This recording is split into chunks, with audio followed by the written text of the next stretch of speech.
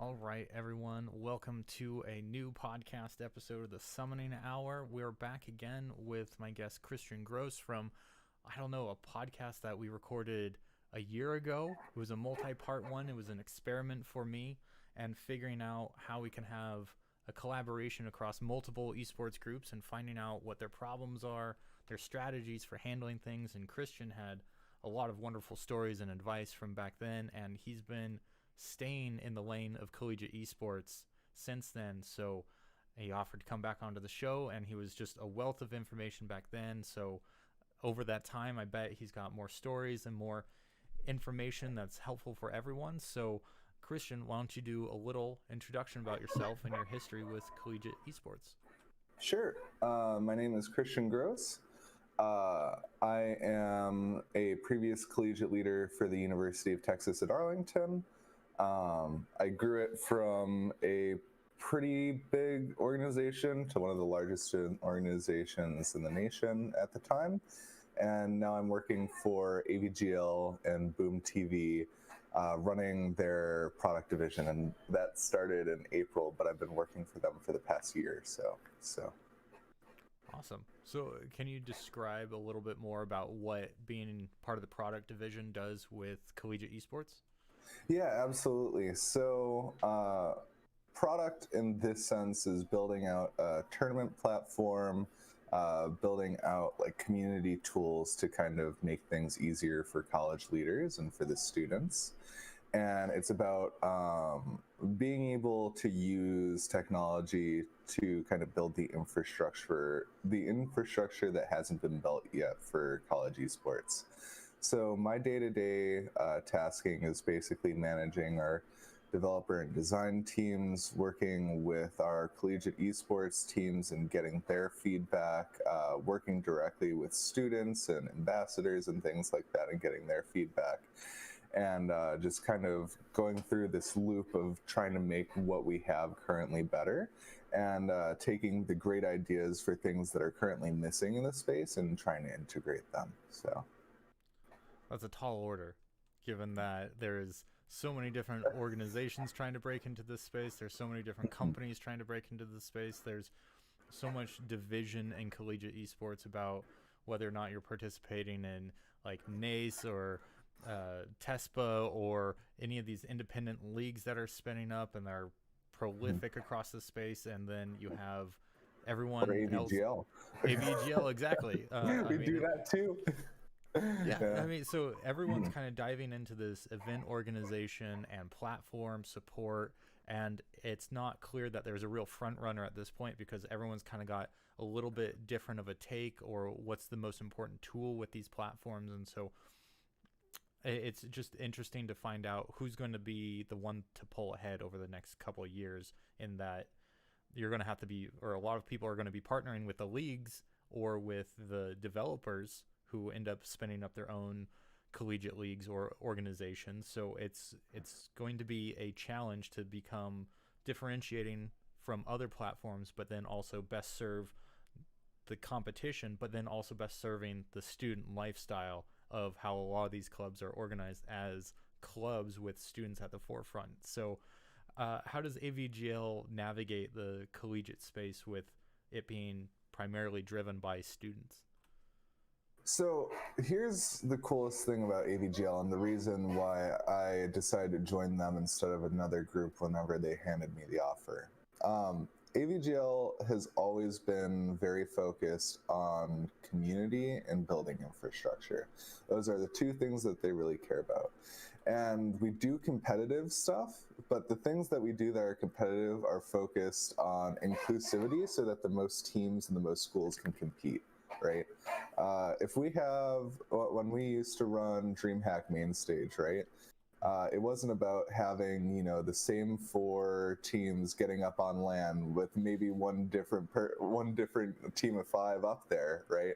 It was about how can we get 20 or 30 different schools some stage time and some experience of that being, and have a format around that so that we can do that for them, right? How can we get all these schools involved? and do something for them that they couldn't experience elsewhere. And I think that there's, the space is starting to crowd up a little bit. I think that there's so much opportunity in this space, and there's so much untouched ground that realistically right now, it's not really a concern of stepping on toes or trying to compete for the same market. And one of the parts of that is that AVGL's brand has been known as that we're not going to give you a $50,000, prize pool for the League of Legends tournament. But what we are going to do is we're going to allow you to enter as many teams into the bracket as you want. So, you've got a C team, a D team, you got 5 friends on the officer team that just want a place to compete against other officers, right? We'll do all of that too. And that's when I was running UT Arlington Esports, that was the thing that I loved about AVGL, right? It wasn't a replacement for any of the other leagues. It was a better supplement. And I ended up, the thing is over the years, if you track it, right, AVGL has been around, I think it's 7 years now. AVGL has been slowly rising while you've seen other organizers go up and down and up and down. And I think that that's what you're going to see.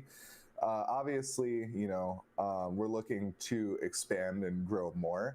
Boom TV and subsequently AVGL, because Boom TV bought AVGL in November, just raised a $10 million Series A. We're very excited about that. So of course we're looking to do a little bit more expansion and things like that with some new cool events and infrastructure. But realistically, the vision from the corporate team here is that slow and steady wins the race, and that especially right now, with the way that esports investment has been pulling into the space, and the way that COVID has been kind of hitting the market, realistically, I think the bubble, I think everyone can agree that there's a bubble. I don't think the bubble is going to pop, but I do think it's going to deflate. And with that in mind, it's better to not have all of your assets out there, a huge team, buying huge offices and, spending on huge event contracts and stuff like that. It doesn't make sense. You can't overextend yourself right now. So, but with that in mind, we're not scared. Investing in this space is definitely kind of a free space to invest in, because at this point it's easy to get access, easy to get into it. But if you really want to see the return on it, you have to be invested in it long term, and especially because it's growing and it's I would say collegiate esports is really yet to be tested.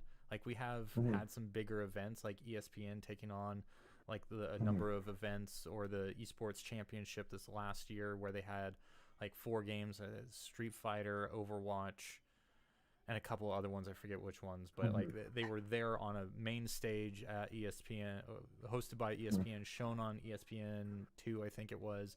And so it was there and it was broadcast. So there's big events like that coming out, but then you have a lot of collegiate events, or some of them being hosted even at DreamHack, where it's in the bring your own computer section.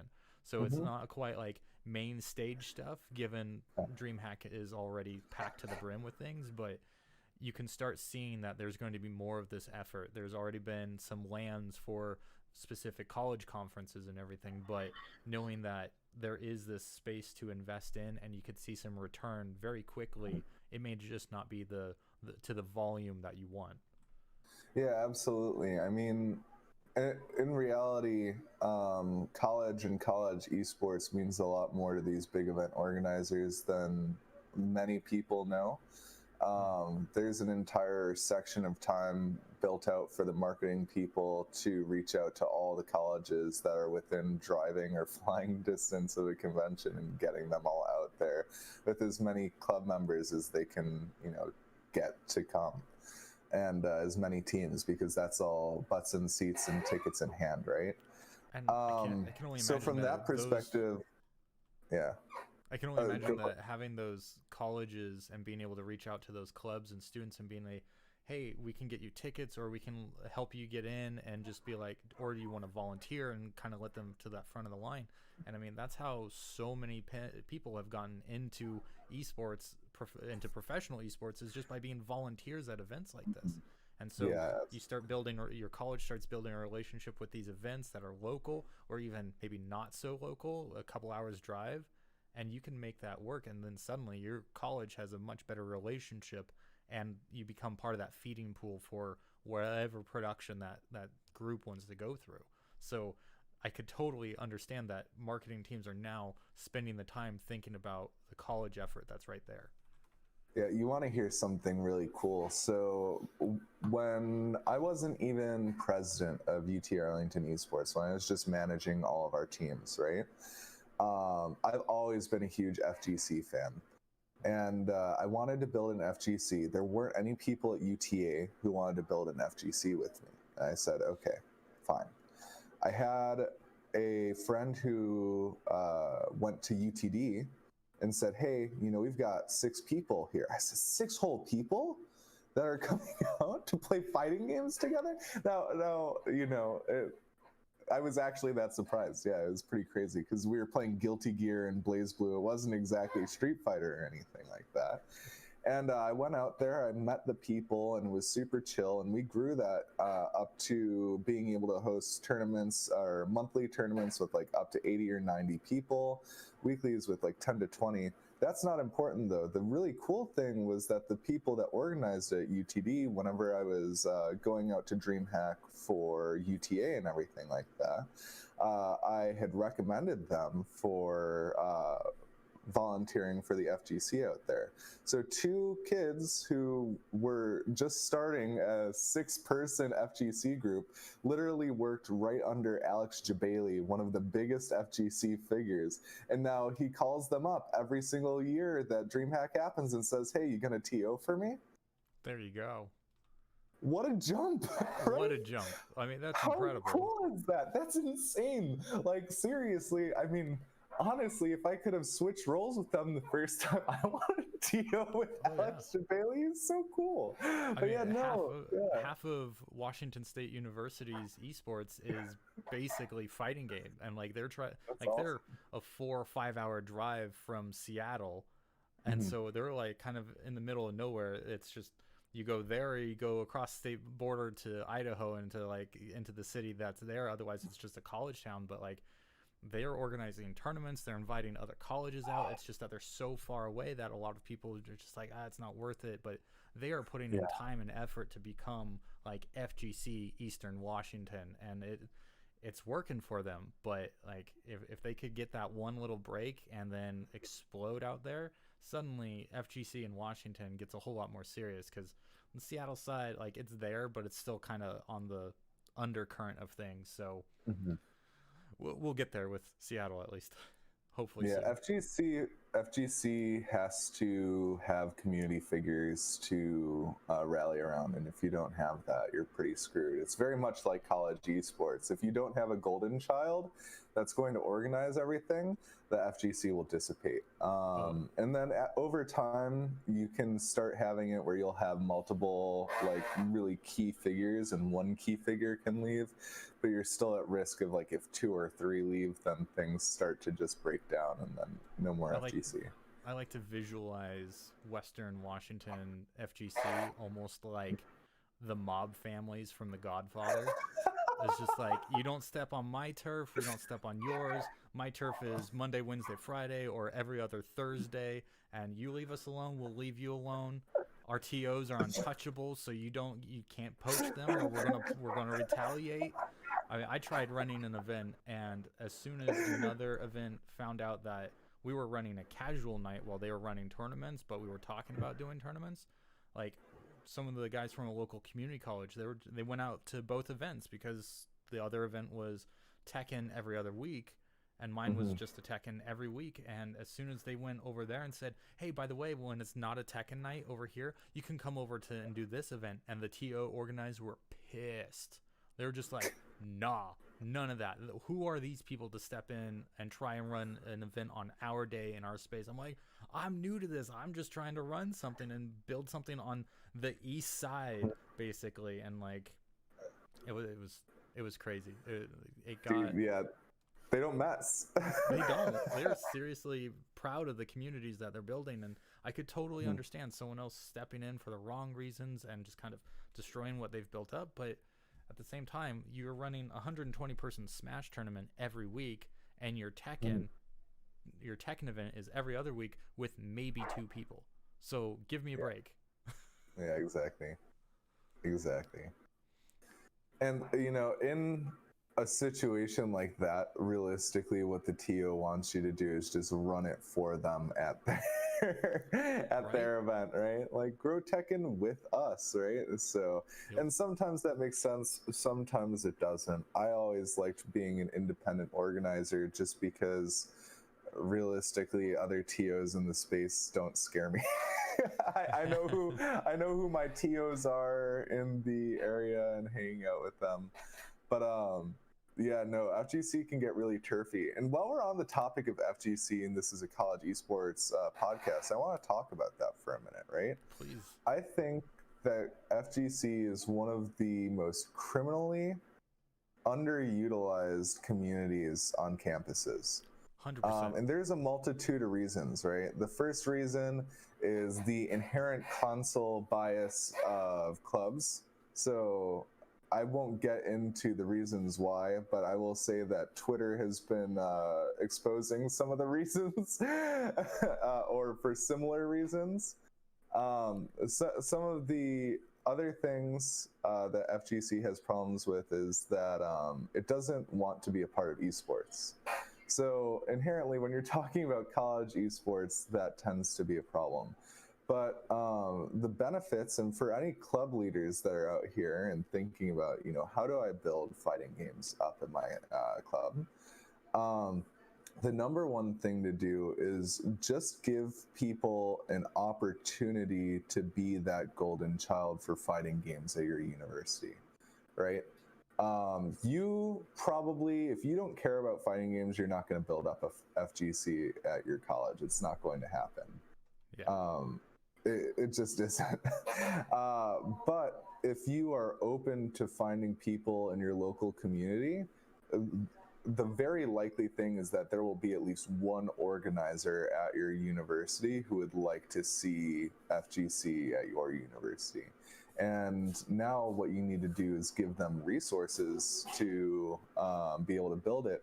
And literally the only resource an FGC needs is a way to take payments and a room. Exactly. Like, that's it. If you have a good room and you give them a square little doohickey for their for their phone, they should be good, right? Now, FGC can be a little poverty sometimes, so we'll bring out quarters to pay for a $5 entry into the tournament. But I mean, as long as you don't mind taking $5 in quarters too, and then depositing it or something like that, you'll be good. But yeah, I think FGC adds a lot to a school. One of the reasons why you really want FGC with a school is that it's a really good living space. So if you have a Discord or something like that, the FGC Discord will have more conversation than any of your other games. It's going to blow up. It'll be very similar to Smash if you already have Smash. So in terms of being able to organize it from like a club perspective, you don't have to do anything new. Like this is pretty much the same thing. Yep. And then the third really great thing about it is that you'll find people who are natural leaders, natural organizers, super grassroots to bring into your organization for things that aren't FGC. Through FGC over the years, I found a bunch of people who have ended up giving opportunities and working with in some of my projects just because they had that spark. And if I gave them something, if I asked them to do something, I knew that it would be done and they would put their own spin and style on it and it would be fantastic, and it always was. So those are the type of organizers that you're getting from a really healthy FGC. and every club can use that. So go create your FGC today. Yeah, exactly. I mean, exactly. It's exactly what you're talking about, where you can give the FGC a spot and a place, and then they just take it from there. And knowing that they have that history even before professional esports, as we know it through Overwatch League and Call of Duty League and all that, like FGC existed in the 90s when it was arcades only. FGC existed in early 2000s when CS was starting to get its roots underneath them and having a history of online tournaments before they were allowed to have LANs, before League of Legends, and all the FGC has existed all before then, which also leads to some of the conflict in how it grows, is because, especially in the collegiate scene, is because since everyone is allowed to show up at Evo and everyone is looking for their local tournaments to prove what they're best at, there's not necessarily a lot of drive to host a college versus college like crew battle type thing or a tournament like that, because everyone's aiming for that top tier tournament that everyone's allowed to go try for. There's a lot of razzle dazzle about going to Evo or some of the tournaments in California and stuff. So FGC isn't limited by tournament organizers in a collegiate space as is like the Riot Leagues for League of Legends and soon to be Valorant, I'm sure. But FGC already has that culture of putting up those big events on a pedestal and not necessarily wanting to do these smaller events unless they're very tight-knit local events. And you get to some communities like SoCal, NorCal, where it's just like, this is where the best players in the country go to train, but then there's also like New York scenes and stuff like that. So collegiate fighting game communities have to negotiate that history and also being able to take it and grow it, because as soon as you label esports, it suddenly means something different to other people. And either we have to, as a collegiate esport, we have to negotiate and understand that this is not going to be FGC only. This is going to be FGC with an esports take on it, which some people, I don't think really anyone's really negotiated that or really navigated that way that feels authentic or real or respectful to FGC, but then also to grow it in a mostly online centric platform right now. Now everything's online, so maybe that's changed because of COVID, but in time, I hope to see fighting games really take a place in collegiate competition. My favorite example so far has been the Smash crew battles at the Esports Egg Bowl between Ole Miss and Mississippi State University. Like, it's one game out of, I think it was seven or eight that they play in the Egg Bowl, and where each game counts as a point towards winning the whole event. But in a crew battle, I think it was 5 players, and they did a Smash 1v1 crew battle as part of an overall event, almost track and field style, which was really cool to see. And it's a great take, and it's something that was original coming from these two colleges that are historically rivals, and it's great to see that collaboration. So I hope to see more of that take and involvement with FGC in the collegiate space, but it's also up to so many other leaders who are passionate about the FGC.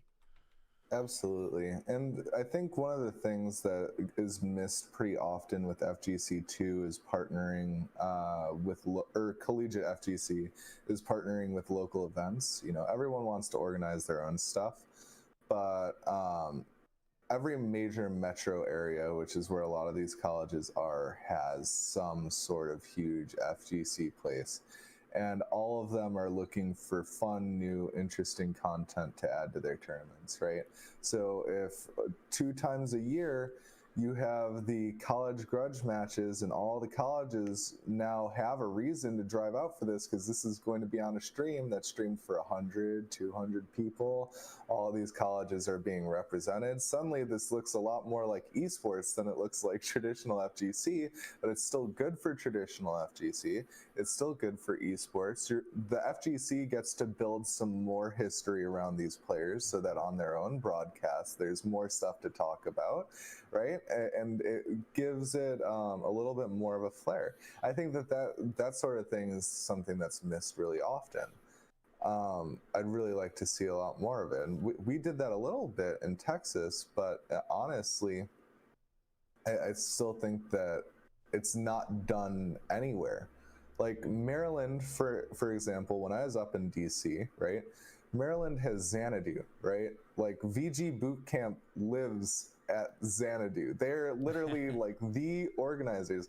I got the opportunity to talk to Gimmer, right? He's one of the part owners. And he is like, yeah, I'd love to do more college and high school stuff out here. I just have no one to run it. It's like, that's all?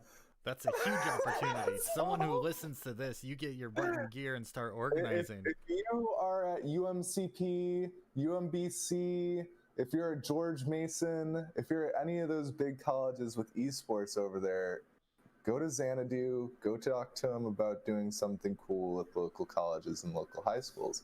It's right for the taking.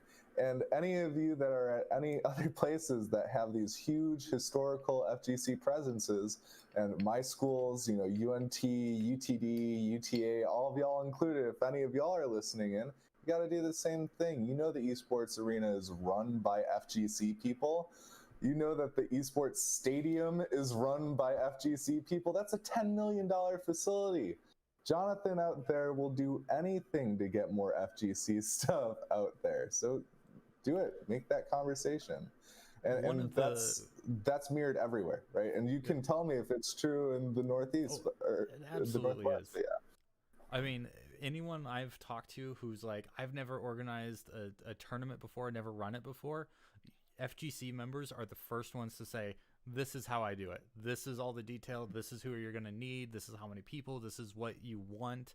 And it's almost as self-organized as well as like groups I've seen run like the amateur qualifiers for like when Heroes of the Storm was doing its pro league and doing its esports segment. Like Heroes Hype was running the qualifier league to see who would have a chance for relegation matches against the pro teams that were the worst performers. So like we ran that, and like that was pretty well handled. But I've seen FGC people who are just like, yeah, I'll organize a tournament and just like kind of do it nonchalantly and not make a big deal about it. But they could, if they wanted to do more with it, they could turn it into a huge production. And one of my thoughts is, one, you're on a college. Two, you're most likely having some notoriety in your local scene, so you have leverage to use that brand and that as an opportunity to source outside events. And like, take Oklahoma or University of Oklahoma, they did an outreach to local libraries to get kids to go to the library to learn about esports and to have a coaching mentality of teaching right online behaviors as well. So it helped kids get into the library, which the library saw benefit from. So take that idea. That was one event at one library. If you were to partner with the 8 to 12 libraries that are within an hour's distance around your college and said, we want to run a rotating league through your libraries, whether it's FGC, it could be a racing game if that's more PC or whatever the library is more accepting of. Rocket League, exactly. Do Rocket League at your local libraries, and if you did a rotating event, a circuit of sorts of you participate in all of these, and then come out to our $10 million esports arena and have like a full-on event that comes in after that, and each of these events can be streamed, like that's a huge boon for anyone in the local area. And then suddenly that library becomes an extension of your college. And then that just becomes more and more representative of esports in your area. And Texas already has that. Like, it's all over the place. You start reaching beyond your college, beyond your high schools and stuff like that. And I know everyone's reaching high schools right now and looking for recruits and everything. So this is just another extension of that, and providing content and providing opportunities for different types of esports investments. Like I could never compete competitively at this point, but like I could still organize the shit out of an event. Yeah, and I think that a lot of us came from that, right? I started in esports overall playing Call of Duty Modern Warfare 1 and then CSGO and League of Legends. And all those games, I was like, man, I want to go pro. I'd have dreams where I was like, man, I'm going to be killing Faker. I'm going to be, on Optic, beating FaZe and those sorts of things. and I realized I sucked. I was never going to be good enough to be able to be on those teams. I was like, you know what? Screw it. I'm going to be a manager. Yeah, I mean, there you go. Find my way up. So there's a lot of people that come from that background. There's one last thing that I want to talk about, and it's kind of related to what you just talked about with the libraries. I'm going to bring this all together, right? The last reason why clubs don't like to run FGC is it's a lot harder for sponsors, right? You can't have a keyboard sponsor or a mouse sponsor at an FGC event. It just doesn't make sense. So for your clubs that are having difficulty with this, you can still have headphone sponsors. FGC players still need headphones. Talk to some of the earbuds and like the AirPod competitors that are out there. They're always looking to do sponsorships. None of the college markets have talked to them, but I know a couple of people over there and they're looking at getting into the space. That'd be fantastic. A great way to start with a bunch of people wearing these as part of the event or whatever. Drink sponsors. Drink sponsors are number one here. If you can have a Monster or a Red Bull or a Madrinas or someone else out at your event, G Fuel, Mountain Dew, Amp, Razor, whatever their product was, right? I mean, all of them Mountain Dew Code Red. I mean, you know all about Code Red, so. Yeah, I do. So, but yeah, I think that realistically, having a good drink sponsor is incredibly important for growing your FGC. It'll provide some stability and give people more of a reason to choose your place instead of another local around your college, because they're not going to have a drink sponsor, I can guarantee it. The last thing that you can do for sponsors for FGC is actually talk to some of the fight stick manufacturers. So talk to, like Hori. Hori does have a North American rep that you can talk to. Talk to Razor. Razor has a couple of reps that I've talked to in the past. And see if you can make a deal there. It would be historic. You need to be a pretty decently sized FGC, but if you can do it and pave that path, then you're really going to start to see some fantastic growth, and it's going to lead a lot of that FGC infrastructure in college esports that I can't lead right now.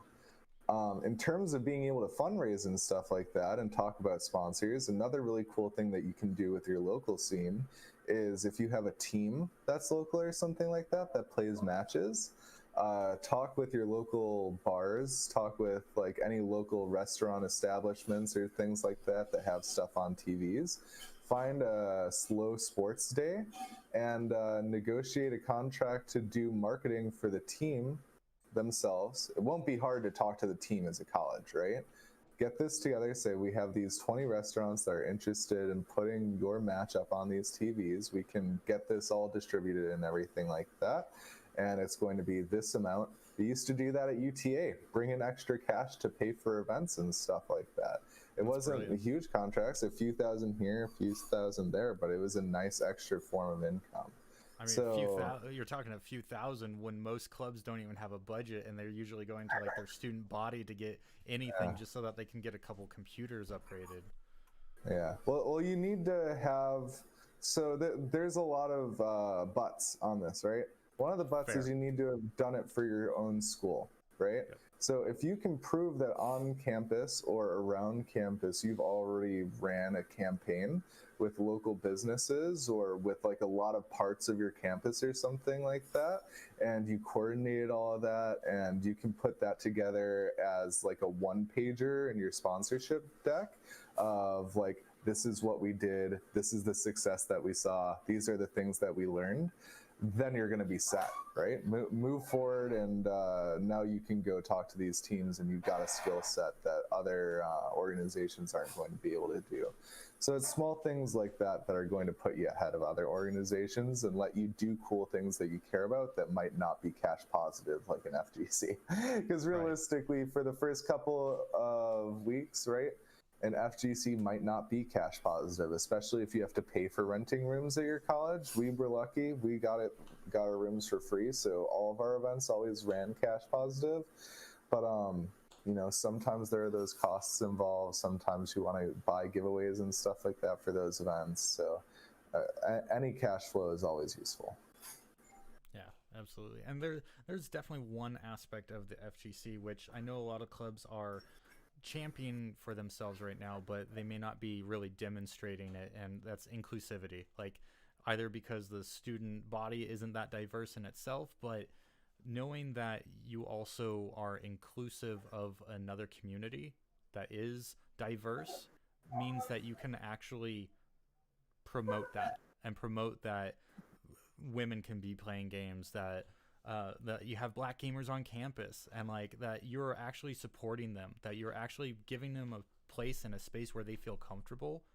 And that way we're not just assuming that, oh, you play Madden, you play FGC because of how you look. Like, that's not it. If you're really walking the walk and talking the talk about inclusivity, this is one great way to show face that this is what you want. And without it, like, there's a lot of disparity between who is actually playing games on PC and who's playing on console. And so if you really want to show that you are inclusive to a community, this is one avenue to support them, to really show face. So with the final bits of this podcast, I've loved talking about the FGC, one of my great passions. I kind of want to talk about AVGL and get some of your thoughts about what we're doing now and where our plans are at, right? Shoot. So from a college perspective, right, I had a lot of issues as an organizer, a lot of things that I wanted to do that I couldn't because there wasn't the time. First thing that I wanted to do is content, right? I've worked with a lot of colleges. It's incredibly hard to fit content into everything else, right? You can do a stream. A stream is never difficult, but building content out of a stream, that's when it starts to be like, okay, we don't have the people, we don't have the time, we don't have the expertise, whatever. The second thing that I really wanted to do was in-houses for every game. I love in-houses. Before I was even part of the officer team, what I was doing was organizing in-houses for League of Legends, and we used to have 30, 40 people going at the same time, and you'd be swapping people around and everything like that. And when I was leading teams, that happened a little less.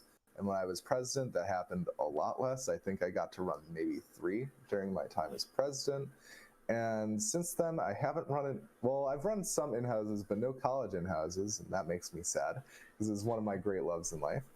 But the thing is it's really hard. Like, if you don't care about the actual organization part of an in-house, which I can say you can probably count on one hand the amount of people in the industry that are with me like that. I don't know, maybe y'all can reach out to me on Twitter or something like that and say if you enjoy that too. But not a lot of people that I've found enjoy that. And one of the things that is really cool about that is that's something that you can automate with technology, right? So what we're looking to do with AVGL is build out tools for these colleges to be able to organize themselves. One of the things that we're going to be coming out with in the next few months is automated in-houses and pugs, right? And it's not like across AVGL or anything like that. It'll be like you can have it for your college. We have all of that set up where you can have a hub for your college and be able to just run everything just for your community only. For one game only or something like that, you can have it run automatically every week. So that's something that I was really caring about. That's great. In terms of content, right? One of the things that we do is we take all the clips that people who have connected their Twitch accounts to the platform for. And if you take a clip, or if they take a clip on their channel and they've connected their account to your college, then those clips get aggregated into a list under your college that your college's leaders can look at. You can have it set so you have to approve all the clips before they go out to the page, or you can just have it as an open free market, and they'll be sorted however you want it to, by game, by the like the number of views, the number of hearts on our site, or stuff like that. And it's a really cool way to have some just latent content, and then you can start being able, instead of trying to look through a bunch of people's streams or set up a program for people to send clips to you or something like that. If you're looking to highlight streamers at your college on your Twitter or something like that, you can spend 5 minutes looking through this queue, be like, hey, that's a cool clip, and just post it. Right? And I imagine that this also then becomes your student news network channel when there's no programming going on. Like, you can just fill up that space with content. You can make it the like, I'm not sure if you remember the TV channel G4. Like, it was the gaming channel. It was like it was gaming news 24/7. But then as they were ramping down, as it wasn't that successful or that great, they started turning into like a 12-hour channel. And so it was, when all this other programming was done, then it switched over to G4, and it was fine that way. It was like, I mean, I think it was like 2 a.m. to 6 a.m. It was all like infomercials and stuff. But like, it's kind of the same idea. Like, your student body already has content. They want to put it out there for students to know the news, the activities and stuff. But there's got to be downtime and dead time. And you just toss this in and just be like, hey, here's the sports highlight of the week from the last AVGL sponsored in-house tournament. Like, there you go. And so like you said, making content is really difficult. Making good content is next to impossible, given lifestyles of college students, as well as people who are also invested in esports. But I 100% agree with you that making content is that next step, which is why I'm such a huge fan of Boise State and their emphasis on production, like video production, like where they're streaming 20 or more hours of esports each week, and they have student casters, they have student interviews from players that are on their teams, they have everything covered. And then they're also casting their actual matches. So they've built that up, and I think Emerson is probably the next closest to a different take on content, in that they're a very popular and very highly ranked journalism school. And so they ran the College Esports Expo this last February and the year prior. And so they're running a different type of content. They're running a conference. And what they can do now, I think COVID really messed up with their plans because it's all student driven. So they weren't able to go out and produce the rest of the content. But they had they had an entire day of panels. They had an entire day of interviews being done with the panel speakers individually, one-on-one, and they could have put all of that out as separate content, as clips, as teasers, as a compilation, and that just goes forward. Like, journalism, it matters in esports. Oh, it matters a lot. Journalism, broadcasting, it all matters in esports, and diversity also plays a matter in showing that this is what your college actually stands for. This is what you actually want to be promoting. So there's so much benefit for making content around this, and everyone gets to leverage the college that they're on. So even when they graduate, if they were making content for your college and then they go on and they're still making content, your college could reach back to you, or you can reach out to other people from your college in the esports space. I mean, for all you know, like, your alma mater is the same as Puckett. Like, and then you can reach out to them and be like, hey, I was making content for this and I found out you went here too. That's so cool. And so you have those connections, and that's what you have to build off of. You have to be building up everything. And content and social media is like the two places where I see college clubs falling down the most. So if there's a better way of aggregating clips, if there's a better way of making sure that there is something for your college students to stream and cast and produce each week, that is the absolute start. Absolutely. Yeah, we're really excited about it because we're also, we have the clips for your students right now. We're looking to be able to have it aggregated per event. So we'll grab all of the clips from all the competitors in one of your events on our platform for that amount of time. So you can get the best clips from your channel and everyone that was competing, and also streaming channels for the event, and then do like a post-event montage through our stuff, and be able to do all the editing super quick and fast without you having to know how to use Sony Vegas or Adobe After Effects. So that's something that we're looking to do. I think that realistically it's really hard too, because it's hard to find people. And that's not something platform related, but one of the things I'll say is, for content and broadcasters, it can be hard to find people who are good broadcasters. One of the things that schools don't often do is go to their radio organization. Radio organizations on campus, radio, who the heck listens to radio anymore? Radio organizations are typically big on campuses because they are breeding grounds for people who are going to go out and do broadcasts for the rest of their life, right? Yep. That's who it brings in. And those people, one of them is going to be a super nerd. In fact, a lot of them are going to be super nerds. I know everyone at UTA Radio and UTD Radio, they're all nerds, and I love them. But, if you're looking for someone, talk to them, be like, hey, we have these tournaments that we're running. We're wondering if any of y'all were interested in gaming or trying to be able to broadcast. This is the X amount of viewers that we normally get. We can run it as just like a test. You can check out the equipment, or if you don't mind lending us some of your radio equipment to get it done, that would be even nicer, because then there's no burden for you. And all of that stuff, like, congratulations, you just upped your production, you found some great people for free, and you're helping on campus as well. So that's something that when you're talking to your university, you can say, yeah, no, we collaborated with radio and built out this cool, program between the two organizations and stuff like that. Those, again, when we're talking about multipliers and just building your college organization up, there's no one thing that you do that gives you that massive growth. And like it's you were all saying, these small things.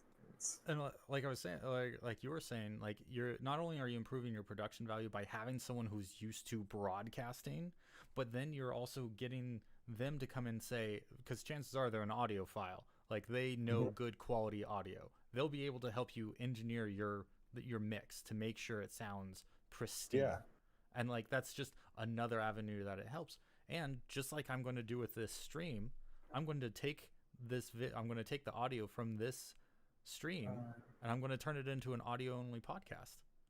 And so you could do the exact same thing on your campus. Run your stream, run your event, have the broadcaster helping out, and then you take the audio from it, and during your when it's not broadcast time on your radio station, or if you want to highlight some student news of what's going on and you want to play a clip from it, there you go. It's ready to go in audio form that you could put on your radio, and it's more broadcast exposure for your broadcasters. It's more online content for your student body to help them be involved and stay involved with what's going on campus. It's just more content, and that's purely what all of these colleges need.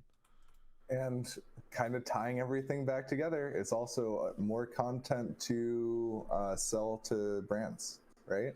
If you have all this content and they look at it, it doesn't have to have an incredible amount of views, but if they look at the content and it's high quality, right? That's something they can post on their socials, right? Exactly. They have their brand. If it looks good and it's like, oh shit, yeah, no, we want to have our brand on there. It might not be an extra, it may be $100, $200 addition to your contract, but again, when it's a game of numbers, right? Every little thing counts here. So make sure that you're adding that stuff in. Don't be embarrassed at 26 views. Don't be embarrassed of 7 concurrent viewers. There's no reason to leave that stuff off of the table if you think that it's good quality. Because realistically, if it's good quality, then there is some value there. So, yeah, from a broadcast perspective, it's scary the first time. And a lot of y'all getting into it are going to want to go all out. You're going to want to get the lights and the green screen behind the casters and everything like that.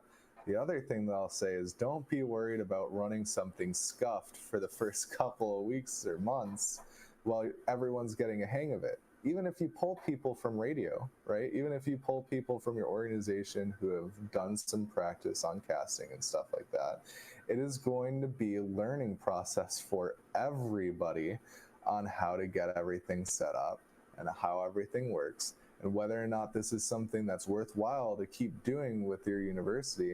And if you spend all of that money that you're getting from your organization, however you're getting it on this equipment, and then it sits in a back room or someone's dorm because no one ended up using it or something like that, that's a shame. That's for the student organizations. We work with Boise State on our production for some of our side events, right? They're fantastic. And I think that for the varsity programs that are listening in right now, if you're not doing something like Boise State, then you're missing out. I had a good conversation on Friday with one of the directors from, oh man, I'm going to get a lot of shit when I don't remember the name of the school. The first school that had scholarships. Please save me. It's not Maryville. Shoot. No. Now I'm forgetting. Oh no! Can we cut? Kurt Mulcher. I know the name.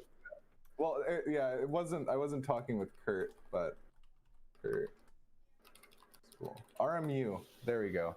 I was talking with one of the directors from RMU, Robert Morris, and one of the biggest things he is saying is varsity right now is looking. You're always looking for people that you can exit into the workforce, right? Yes. So you don't want, from a like scholarship perspective, it's harder to get a kid from League of Legends on your League of Legends team to a pro team than it is to get your kid from being a broadcaster at your college or an organizer at your college to being in the esports industry, right? It's, in fact, the second one there is a lot easier. Yeah, like it is. Especially for an RMU or something like that. So the way that they're looking at it is, if you want to produce good alumni that are going into the esports industry and going out and doing great things and bringing things back for your college, right, and their alma mater, then the smart way to do it is start offering scholarships for non-player positions. Absolutely. And start offering scholarships for support staff. And I wholeheartedly agree. And I think that's from the varsity side of this equation where we need to be moving. Because right now the support staff needs to be professionalized. Yeah, I mean, between social media not being, like, social media managers not being paid very well when they're probably one of the most important marketing pieces that you have, like, that's a big deal. When you see, and if you want to borrow from professional esports, you see all of these teams and organizations hiring or partnering. It's all contract most likely. Yeah. to have contract content creators, and that they are just creating content for that brand. And so you start bringing in, and right now everyone who's, I don't know, my son is 8 years old and he wants to already be on YouTube and is streaming and everything, and we're doing what we can, but like, he's 8 years old and he wants to be a content creator. So now if I'm a parent and I'm going with the interest and I'm growing him and he's still interested in it, I'm not becoming like a beauty pageant parent or like a stage manager type thing, and he still wants to keep doing that, and he gets to have an offer to go to college because there's a scholarship because of his content creation, and they want content creators for video gaming, which he's been doing. So if he's been building himself up from 8 years old until 18, when he's ready to go to college or whenever, like, that's a whole lot of experience that college is then essentially hiring and paying for, and the value that he would bring as an experienced content creator is going to be so much more valuable. But you have everyone from 8 years old all the way up to graduating seniors this year who have been making content for years. Yeah. Exactly. And so it just makes sense to leverage your university brand, leverage the scholarship opportunity, because students are coming there for a reason. And maybe, just maybe, in the next several years, we'll see esports clubs and varsity teams being that driving factor why students pick certain colleges. We already see it, and we have high schoolers reaching out to these programs saying, I want to go to your school. How do I get to play on your teams? Like, people want that already. It's just not prevalent. Yeah, and I think that realistically, that's just a change in messaging that'll happen. Hiring a full challenger League of Legends team that's going to be competing in scouting grounds is a lot sexier than hiring 2 people to help with your broadcast program, and 2 people that are going to help organize events on campus, and 1 person that's going to manage social media and community, right? Like if you're looking from the perspective of like hype and being able to talk to your administrators and things like that, believe it or not, it's easier to sell to 5 students on the League of Legends team, because then it's like marketing and talking about, you know, getting students in and stuff like that. And it's easier to calculate than retention is, right? It's a lot easier to calculate than retention is. So, you know, from that perspective, I think it's just time. We're seeing a lot of directors start to move in that direction.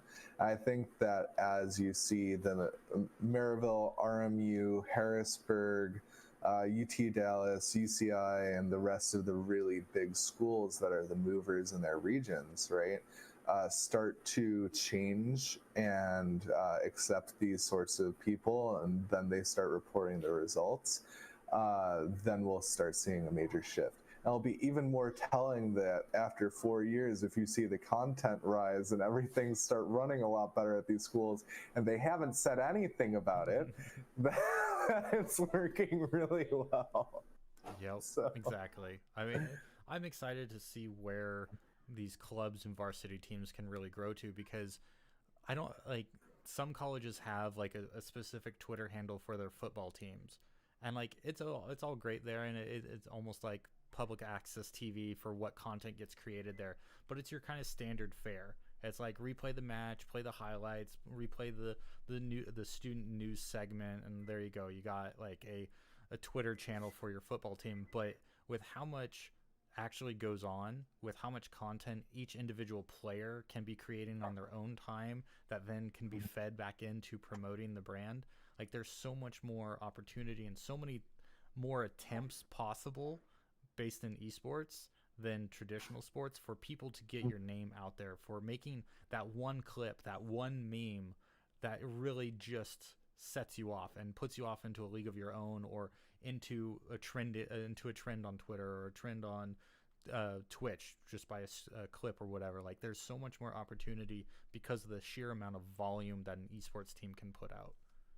Yeah, and if I can chill a little bit more, I think a little bit of that is on the organizers as well and the platforms. We have a TikTok for AVGL, right? And we accept player clips. And one of the player clips for Rainbow Six Siege blew up 240,000 views. Suddenly everyone's looking at this kid's gameplay, right? For League of Legends play between two teams, instantly 120,000 views, right? Those are crazy eyes compared to everything else that you see. And it's something that we started as just a one-off side thing because it'd be a cool way to showcase players. There are people that are interested in this content and want to share it, right? Absolutely. And there are people who are going to be coming into this from the outside saying, hey, you know, I've played games, I was at the college for, 8 years, and it's so cool to see, gaming really becoming big on campus, and they share a connection with your players now, right? The other thing that I think is never talked about, and I'm going to have this as probably the last topic that I can cover today. I want to cover the value of a fan. Okay. So the last thing that college esports does incredibly, incredibly poorly is building fans, monetizing fans, retaining fans, right? So from UTA's perspective, all I can do, because I only manage one college's teams, right? For our Overwatch team, we had fans nationwide. When we went out to DreamHacks and stuff like that with the team, we had people from South Carolina, we had people from the Pacific Northwest, we had people from California. And we weren't even the best team, right? We were like number 9 in the nation, okay? And they're like, we loved your brand, we loved your players. Whenever we would get like on the TESPA broadcasts and stuff like that, our players wouldn't be disrespectful, but they would have character. They'd have something to them. They'd be wearing their cool jerseys. They'd have their brand up, right? And it wasn't cheesy, right? It was something that was real. Like, this is who these players are. We allowed them to be them. and that built fans in the first place. Now, the second thing that we did is we had merchandise for them to buy, right? So whenever we were there at DreamHack, we said, hey, anyone who wants some UTA esports merch, come get your merch. We have it all at DreamHack. We sold out of all of our merch at DreamHack. Just straight up, because people wanted to buy it. When you went to I think that was at DreamHack Austin 2017 or 2018, there were more UTA esports shirts than there were NIP shirts. There were more UTA esports shirts than there were Team Liquid shirts. Oh, it was incredible. It was insanity. Our merch didn't even look that good because we were student designers. But it was about having that group of people and having that connection. So now we had a way to connect those people to the brand and get them interested in it. And in terms of retention, what you need to do that UTA didn't do and hasn't done in order to retain those fans, so that's largely dropped off, is you need to be able to have content for them that's easy to view around the teams.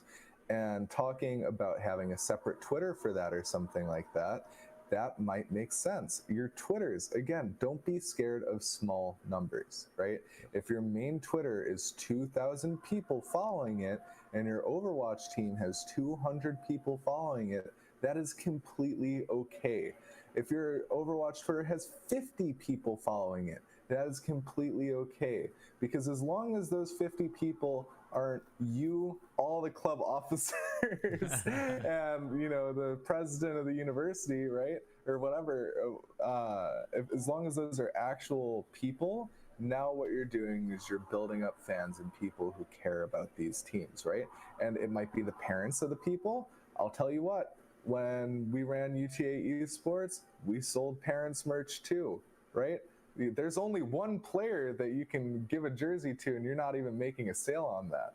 But their mother, their father, their grandmother, their sister, those are all sales, right? Yep. Those are all merch sales. And I mean, you make a connection. You make a connection, and you find out, like we were talking about earlier, they go to your alma mater, or they went to your alma mater, and you can send them your jersey, the one that has your name on it, and just be like, hey, I found out you went here. I just wanted to connect with you, and here's a jersey. Hope you enjoy. Mm-hmm. Or maybe it has their name on it. That would be a great way to make an introduction. Yeah, absolutely. Right. And we did that with the mayor of Arlington. We gave him a jersey for UTA Esports with the top heads of the university. When we were talking with them about building varsity and everything at the school, they all got one. And it was a source of pride. Like, I saw them wearing it out on campus on days unprompted. Awesome. Seeing an administrator wearing a UTA Esports shirt going across campus was probably the proudest I ever was in my tenure as president of the program, just because it was a huge source of pride, and it saw that there was support on campus for what we were doing. All right. But go ahead. Yeah, I was going to say, let's wrap it up. I know that we're over. Yeah, no, it's all good. Hot take: who's got the best jersey design that you've seen? LSU. Yeah, they're pretty good. I do like theirs. LSU, lucky, they're blessed with the best colors. Right? Yep. Purple is my favorite color. Gold is an awesome color to go with it. Second thing is that LSU's esports' branding looks great. Second place. Actually, let me do this around. If MSU continues, Mississippi State, right? If Mississippi State continues to put out merch like they have in the past, and they're not limited runs, Mississippi State goes up. Whoever is making the merch over there needs to apply for an internship over at 100 Thieves. I swear the next time that they have some of their merch open, so we're not talking about jerseys now, we're talking about like some of their other merch. Yeah. That's when I really want to see, because they've got this really cool, it's like a long sleeve t-shirt, and then on like the back right of the back, it's like esports is not a sport, esports is not a sport, esports, and then it has not like crossed out of it. like esports is a sport, and it's like it's so streetwear, and it's so ingrained into the brand identity of what esports is and the struggles and everything like that, and it combines them in such a tasteful way that's still like, you can be a clout lord and wear that. Yeah. I'm really impressed by the stuff that they're doing there. So huge shout out to them. Huge shout out to Jay Deschong, because I know that he was managing over that for a while. He is also ex AVGL and doing some cool stuff with his own brand. That's Kid Collective. So check that out if you like Valorant tournaments. But yeah, I think that from a merch perspective, those two schools really have something special. I would definitely agree. They're by far my favorite clubs to be interacting with. Yeah, they're awesome, dude. I need to go back to LSU, because I talked to Ben Hosford last time, but he's since graduated and he's moved on. I need to get back in touch with them. But I just want to say thanks for coming on and syncing up with me again. It's great to see that you're still successful in the space and that you're continuing the trend of pushing collegiate esports forward. So with you at the helm of AVGL, planning out college stuff, I have no doubt that there's more success in your future and in collegiate's future. So if there's any way you want to share that people can reach out to you, by all means, take it away. Yeah, absolutely. So if you want to work with AVGL or like plan events or anything like that, feel free to contact me. It's christiangross@boom.tv. If you want to contact me on Twitter and follow the things that I retweet, because I typically don't post on Twitter, it's @cdoggydog, SEADOGGYDOG. And if you just want to talk, I'm on LinkedIn at Christian Gross Esports, and we can talk there. I tend to post a little bit more about some of the work stuff that we're doing and share some more of my industry insights there. So. Well, great. Thanks again for coming on. It was a pleasure talking with you, and we'll have to stay in touch. Yeah, absolutely. Thanks for having me. I always love doing this podcast, and if you ever want to catch up again, I'm always free. So thanks. Awesome. Well, thanks everyone for tuning in, and once again, you'll catch the podcast Monday morning, 3 a.m. Pacific time, 6 a.m. just in time for your bed to couch commute for those starting work early in the morning. You'll have that for your ears ready to go. And in the meantime, stay safe, stay healthy, and keep supporting your college esports scene. Later, everyone. Thanks for joining.